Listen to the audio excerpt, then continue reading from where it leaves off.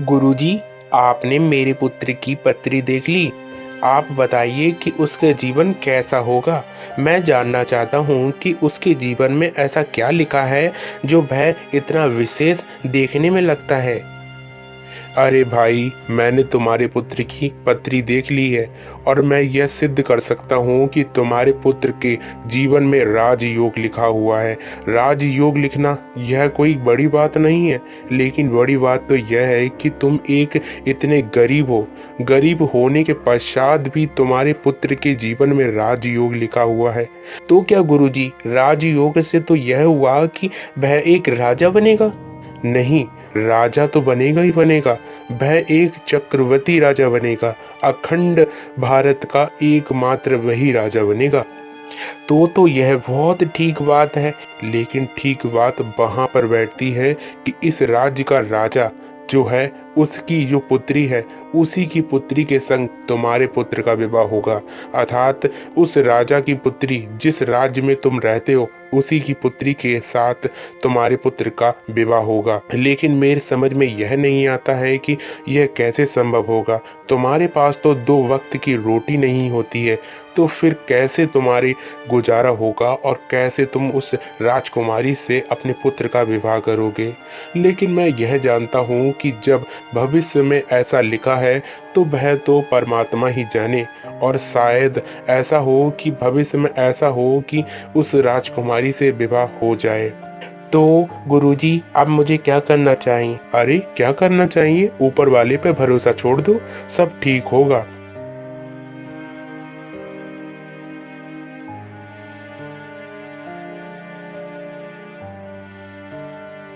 कुछ दिन के पश्चात उस राज्य का राजा गुरुजी के पास आता है।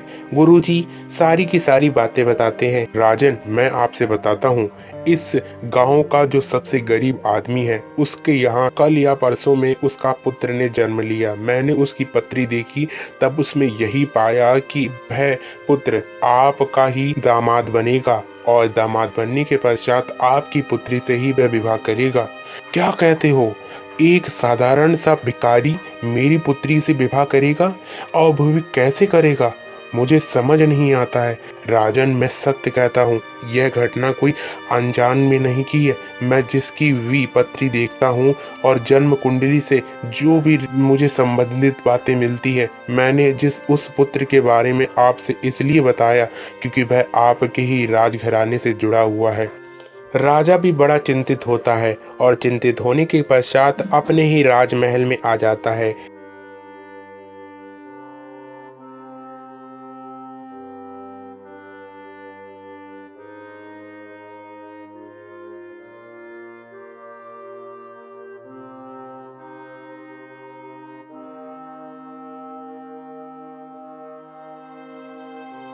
राजा फिर से गुरुजी के पास जाते हैं। राजन, अब मात्र 18 वर्ष हो चुके हैं जब से तुम मेरे पास नहीं आए हो। इसका कारण तुम मुझे बता सकते हो? क्या कारण है? अरे, मेरी पुत्री अब जवान हो चुकी है, उसका विवाह भी होना चाहिए।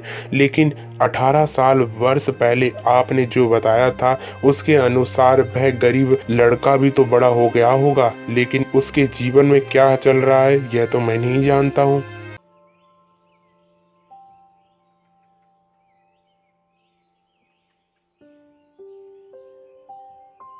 इधर गरीब व्यक्ति का लड़का, जिसका नाम सोहन होता है, सोहन बहुत ही ज्यादा चतुर होता है। वह हर काम प्रगति से चलता है।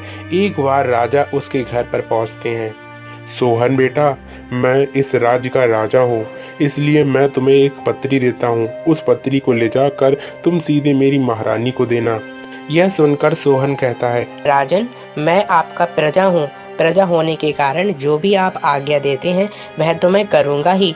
इसके पश्चात राजा कुछ पत्री में लिखकर उस लड़के को दे देते हैं। लड़का चला जाता है। मार्ग में उसे बहुत ही ज्यादा कठिनाई होती है। धीरे धीरे जब पहुंचता है जंगलों में, जब एक बार वह पहुंचता है, तब वहां पर देखता है कि उसे प्यास लग रही है। पानी की पीने के लिए जैसे ही वह उतरता है और पानी की प्यास बुझाने के पश्चात फिर से जाने लगता है कि कहीं पर एक व्यक्ति आ जाता है और व्यक्ति आकर कहता है, बेटा, यहाँ पर तुम मुझे लगता है कि थके हुए लग रहे हो, जरा विश्राम कर लो।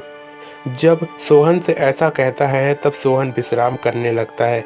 उसके पास में वह पत्री देखकर वह बहुत ही ज़्यादा चिंतित हो जाता है और सोचता है कि ये पत्री कैसी है? अरे! इस लड़के के पास तो ये पत्रिका है। इसको ज़रा उठाता हूँ, देखता हूँ कि पत्र में क्या लिखा हुआ है। जब वह पत्र को पढ़ता है तो पत्र में यही बात लिखी होती है कि इस लड़के का तुरंत ही तुम्हें खत्म कर देना है और खत्म करते ही इसे कहीं न कहीं छिपाकर यह बात रख लेनी है और जैसे ही यह लड़का पहुँचे तब तुम्हें इसका अंत ही कर देना है। यह पत्री को पढ़कर वह बहुत ही ज़्यादा परेशान हो जाता है और पत्री को बदलकर फिर से सोहन के हाथ में रख देता है। सोहन उठता है और राजमहल में पहुँचता है। राजमहल में पहुँचते ही वह पत्री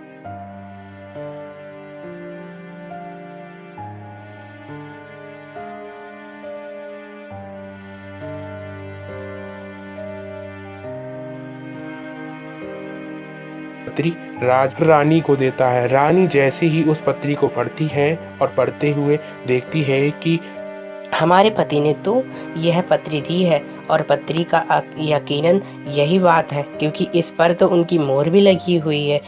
अपनी राजकुमारी का विवाह उस लड़के से कर देते हैं। इसके कुछ वर्ष पश्चात जब राजा भ्रमण कर कर अपने ही राज दरबार में आता है,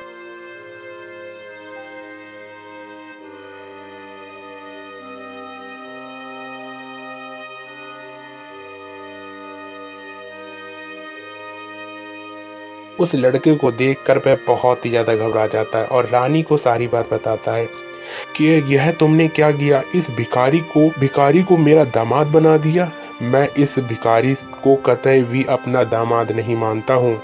राजन, मैं आपका उत्तराधिकारी बन चुका हूँ, इसलिए आप ऐसा कतई भी नहीं कह सकते हैं कि तुम मेरा सारी प्रजा ने देखा था कि आपकी राजकुमारी से मेरा विवाह हुआ था। तो मेरी एक शर्त है, पास के ही गुफा में जाकर मुझे वह मोती लाकर दो जो बहुत ही ज्यादा वर्षों में मिलता है। तो राजन, ठीक रहा, मैं मोती ला कर दूंगा।